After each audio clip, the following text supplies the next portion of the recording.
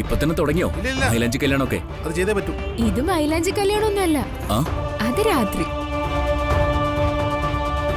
ഇത് അതിനു മുൻപേ ഉള്ള ഇവിടെ മരുടെ അലങ്കോല പണിയാ. ദേ ഇതാണ് വരൻ, പേരറിയാലോ, ധനുഷ്.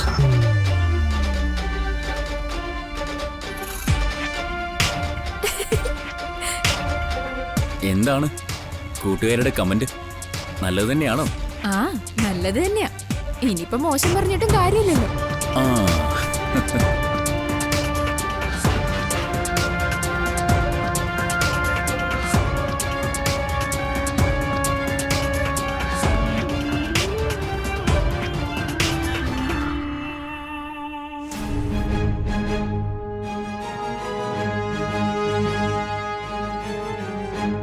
സർ,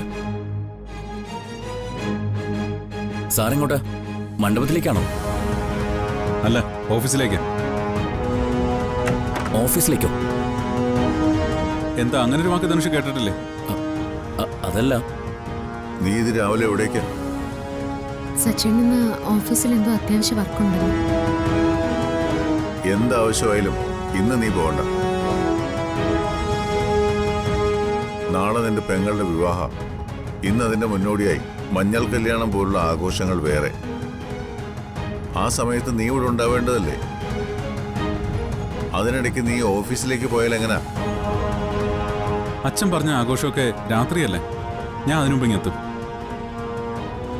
എല്ലാം ഇവന്റ് മാനേജ്മെന്റിനെ ഏൽപ്പിച്ചിരിക്കല്ലേ, പിന്നെ ഞാനിവിടെ വന്നിട്ട് എന്താ കാര്യം?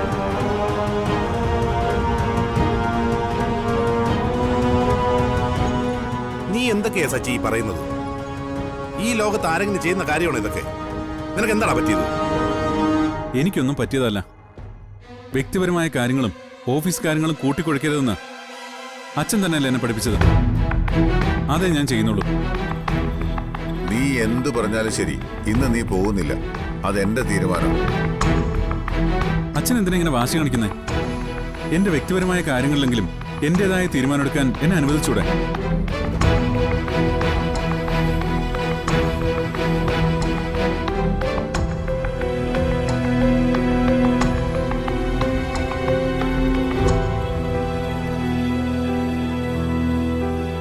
സച്ചേട്ടാ, ഇന്നിനി ഓഫീസിൽ പോണ്ടെന്ന് ഞാനും പറഞ്ഞതല്ലേ. അച്ഛനും നന്ദേണ്ണൊക്കെ പറഞ്ഞിട്ടും പോകുന്നത് ശരിയല്ല സച്ചേട്ടാ. എന്താ എന്റെ തീരുമാനത്തിന് ഒരു വിലയുമില്ലേ? എല്ലാം അവരുടെ മാത്രം ഇഷ്ടം നടന്നാൽ എങ്ങനെയാ?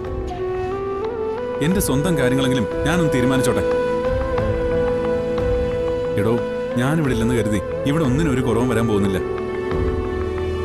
പിന്നെ അവിടെ പറഞ്ഞതൊക്കെ ഒരു അലങ്കാരത്തിന് പറഞ്ഞതേ ഉള്ളൂ. താൻ ധൈര്യമായിട്ടിരിക്കും, ഞാൻ നേരത്തെ വരാം. ഇനി ആളുകളുടെ മുമ്പില് എന്റെ അച്ഛനും ഏട്ടനും പെങ്ങളും ഒന്നും ചെറുതാവണ്ട. പോട്ടെ.